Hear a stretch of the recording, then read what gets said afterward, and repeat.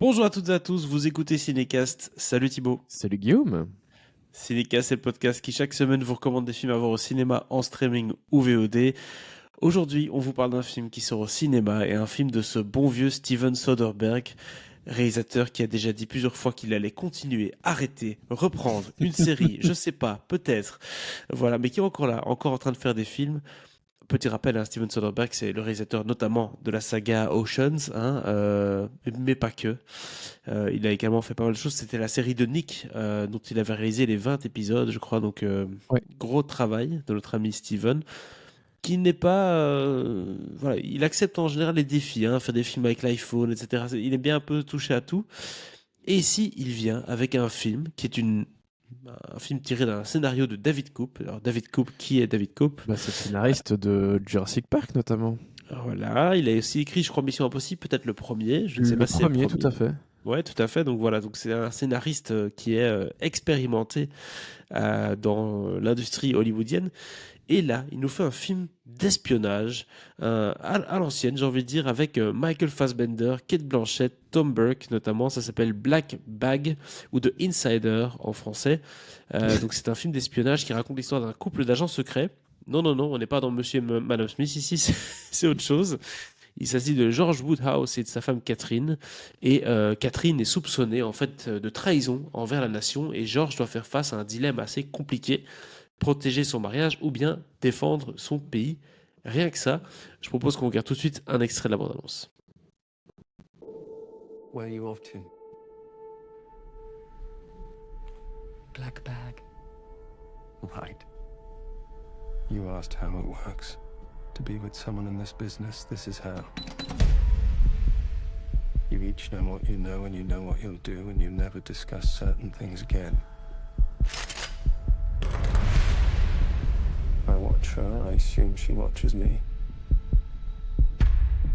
I would do anything for you. Would you? Yes. If a situation presents itself, would you choose your marriage over everything else? My devotion to my marriage is my professional weakness. Love you. Et voilà, on va s'arrêter là pour la bande-annonce. Bande-annonce qui quand même nous met déjà dans le ton, hein. On est dans un thriller d'espionnage plus que dans un film d'espionnage bombastique. En tout cas, ça se voit. Ah oui, c'est pas James Bond. C'est plutôt, c'est pas Ian Fleming, c'est plutôt John le Carré, quoi, tu vois. Oui, ou c'est pas Mission Impossible, quoi. Mais Non. c'est quelque chose de beaucoup plus. Tu l'as dit, John le Carré, ça m'a tout de suite fait penser à ce genre de récit-là. Bah, en fait, on a ce à quoi ressemble vraiment l'espionnage dans la vraie vie, hein. C'est des gens derrière des ordinateurs, principalement, avec évidemment des gens sur le terrain qui peuvent aller poser des questions à gauche à droite. Mais je veux dire, James Bond n'est pas vraiment une image hyper réaliste de ce qu'est réellement un agent secret. Et donc ici, on a en plus la particularité qui est que les personnages principaux de cette histoire, qui sont tous les deux dans le milieu de l'intelligence, sont en couple et travaillent pour la même agence. Et ils ont donc les mêmes amis, les mêmes collègues, etc. Et donc, quand le personnage qui est incarné par Kate Blanchett va être soupçonné euh, par d'autres personnes de la boîte d'être une taupe, bah, le personnage qui est incarné par Michael Fassbender, George Woodhouse, son mari, va être chargé de trouver cette taupe, parce que c'est quelqu'un qui est très doué pour ça. Et donc, il a une petite liste de suspects sur laquelle se trouve sa femme. Alors, c'est le dilemme dont on parle. Est-ce qu'il va être fidèle à son mariage, fidèle à son pays? Parce qu'il y a quand même des enjeux assez importants de sécurité nationale qui sont là derrière. C'est pas juste une petite affaire qui aurait une incidence assez minime. Non, on parle évidemment de quelque chose dont l'incidence est assez énorme. Et je pense qu'il y a plein de choses comme ça qui doivent se passer dans la vie et les gens n'ont pas la moindre idée de la menace qui plane et qui sont déjouées largement dans les temps. Mais donc c'est pour ça qu'il y a ce côté très réaliste, évidemment, qui est un petit peu romancé, idéalisé de façon quelque part un petit peu utopique par ce J'allais couple. dire léché, hein, parce que c'est clair que dans l'image ou même dans la représentation de l'espionnage, on voit des bureaux en verre, on voit des gens bien sapés. C'est pas l'espionnage un peu graveleux, le côté un peu allée sombre. On est dans quelque chose de très propre, très Mhm. méticuleux, quoi. Oui, il y a quelque chose de très moderne, de très soigné, comme tu dis, hyper clean, avec une très belle image, des beaux bureaux bien modernes, de tout un côté technologique qui a aussi une importance euh, assez haute dans le film. Et en même temps, le côté plus terre à terre, plus le terrain, où ça va être une question de regard, de réaction à certaines phrases. Et donc, on a vraiment la petite panoplie du parfait espion. Euh, et et c'est ça qui fait que ce film est assez haletant. C'est qu'on a d'un côté ces scènes où ça va être l'espace qui va compter, comment les choses sont disposées, comment les personnages vont interagir, etc. Mhm. euh, avec des questions de timing, des choses qu'il faut exécuter avant un certain moment, etc. Et en même temps, il y a beaucoup de scènes aussi beaucoup plus bavardes. Et Oui. ça, personnellement, c'est le Soderbergh que j'aime beaucoup et le David Cup que j'aime beaucoup aussi. C'est quand ils sont à fond dans cette écriture de dialogue où c'est vraiment des parties de ping-pong où les gens se renvoient la balle en permanence. Quand le personnage de George Woodhouse invite des couples de collègues à venir à la maison, c'est pas juste pour passer une soirée avec des gens du boulot qu'il aime bien, c'est pour déjà un peu jauger chacun et voir qui est le potentiel coupable dans cette histoire. Et puis évidemment, révélation après révélation, etc. Machination, twist, tout le bazar. Bien sûr, il y a tout ça. Mais pour moi, une des plus grandes qualités de ce film, c'est l'écriture de David Cup et sa collaboration avec Soderbergh. C'est pas la première fois qu'ils bossent ensemble, hein. Ils ont déjà bossé récemment sur le film Kimi, euh, qui était un des films sortis directement sur Max de Ouais. Soderbergh. Hein. Il en a fait 3-4 là, des films pour Max. Il y avait eu Kimi, il y avait eu un film avec Meryl Streep aussi, un autre avec Benicio del Toro, No Sudden Moves.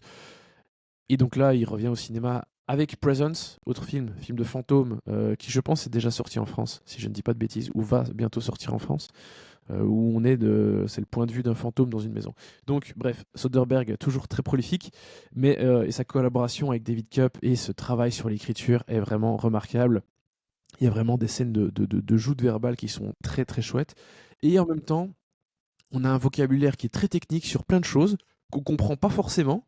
Et en fait, on s'en fout de pas comprendre parce qu'on comprend l'enjeu, on comprend la situation et on comprend évidemment tout ce qu'il y a derrière et tout ce qui découle de tout ça. Donc vraiment, c'est assez remarquable d'un point de vue de l'écriture, de l'exécution. Et, et vraiment, il y a un petit côté aussi qui m'a rappelé son film Haywire. Je ne sais pas si tu te souviens de ce film de Soderbergh avec il y avait qui bref, cette actrice de MMA là, qui est un peu Randa Roussel, comment elle Ah ouais, s'appelait? ouais, Je ouais, sais je plus vois, là. oui, ok, je Et il y vois. avait aussi Ronda Fassbender, Riley ou un truc comme il y ça, oui. avait Mathieu Kassovitz, enfin, il y avait tout un casting assez dingo, comme C'est vrai. souvent avec Soderbergh. Et ici, c'est la même chose, évidemment. Euh, Michael Fassbender et Kate Blanchett dans les rôles principaux, c'est assez délicieux. On a Pierce Brosnan dans un rôle aussi Ça, important j'ai que vu ça, oui. le patron, quelque part, le patron direct Le du vieux loup. personnage de Kate Blanchett. Et puis, on a aussi ces couples d'amis et de collègues incarnés par Tom Berg, Marissa Abela, Regé Jean Page et Naomi Harris, qui sont tous absolument géniaux. Et vraiment voir tous ces comédiens s'éclater avec ces dialogues, avec ces costumes. Ils sont toujours hyper bien sapés parce que les espions sont évidemment toujours dans des costards très chers. Avec une classe assez incroyable. Oui, Évidemment. oui, c'est de toi que je parle, Roger Jean Page. Est-ce qu'on dit Roger Jean? J'en sais rien, bref. Ouf, je sais pas non plus. Mais vous avez compris de qui je parlais. Bref, Black Bag, ça m'a beaucoup séduit. Ça faisait un moment que j'avais pas autant aimé un film de enfin, je dis un moment. Alors c'est faux parce que Presence, j'ai beaucoup aimé Presence aussi. Euh, mais voilà, Soderbergh quand il est au cinéma, ça reste un pôle au-dessus que quand il fait ses films directs, enfin qui sont destinés aux plateformes. Ouais. Que ce soit celle pour Netflix à l'époque, comme ce truc d'espion là qu'il avait fait aussi. Ah non, non, c'était pas ça. Mais il a fait pas mal de choses. Et là, vraiment, je trouve que ça fait plaisir de le voir en si bonne forme. Le vrai point fort aussi de Soderbergh, c'est dans sa réalisation, son efficacité. Tu l'as dit, quelqu'un de très productif, mais qui aussi a le sens du rythme et du timing. Et, Oui, et oui. là, on peut apprécier le fait que le film dure qu'une heure et demie. Voilà, c'est bam, c'est mené, Ah, mais c'est ça doit. emballé, c'est pesé, quoi. Ouais, mais ça doit pas durer plus longtemps. Et en même temps, j'ai dit que ça parlait beaucoup, qu'il y avait beaucoup de scènes de dialogue, mais c'est une grande force chez lui. Et donc, ce sont pas des. Il y a des différences. Regardez des scènes de dialogue chez certains cinéastes qui travaillent avec certains scénaristes ou d'autres, c'est pas du tout la même chose. Et donc, oui, voir des gens qui vont blablater pendant 10-15 minutes dans une scène avec de la tension, où il y a une construction, etc. C'est quand même pas la même chose que juste deux dialogues, enfin deux personnes qui parlent dans un canapé pendant 10 minutes. Donc oui, ça parle énormément, mais c'est extrêmement bien minuté, c'est extrêmement bien monté, et c'est juste vraiment un plaisir en tant que spectateur de voir ces joutes verbales et ces dialogues qui sont débités par des comédiens aussi talentueux que ceux-là. Tu m'as l'air très emballé, Thibaut. Quelle note tu donnes à ce film, du coup? Bah écoute, j'ai mis 3 là dans la conduite. C'est d'ailleurs la seule chose que j'ai mis dans cette conduite. Parce que j'ai pas le temps de faire autre On chose en était un ce peu moment. en retard aujourd'hui, oui. On est un peu au bout du roule, hein. J'ai mis 3, mais en vrai, je suis plutôt à 3,5. Carrément. Je sais pas si je mettrais Ah ouais. 4, mais j'y repense avec beaucoup de plaisir. Et c'est un film que je pourrais revoir avec beaucoup de plaisir, ça c'est clair. Donc voilà, en tout cas, de toute façon, c'est une très très bonne pioche, ce Black Bag. Et pour expliquer le titre, parce qu'il n'y a pas de spoil, Black Bag, c'est un peu leur expression pour leur expression de Joker, tu vois, que genre on pose une question un peu. Pas plus Ouais, loin, ouais, c'est ouais. ça. On dit Black Bag, c'est genre, bon, ok, j'insiste pas. Ouais. Et en général, on sait que la réponse va pas plaire. Donc voilà. Évidemment, c'est ça. Ok, donc 3 étoiles quand même pour ce Black Bag ou The Insider. Comme je l'ai dit, disponible au cinéma à partir du 12 mars en France et en Belgique.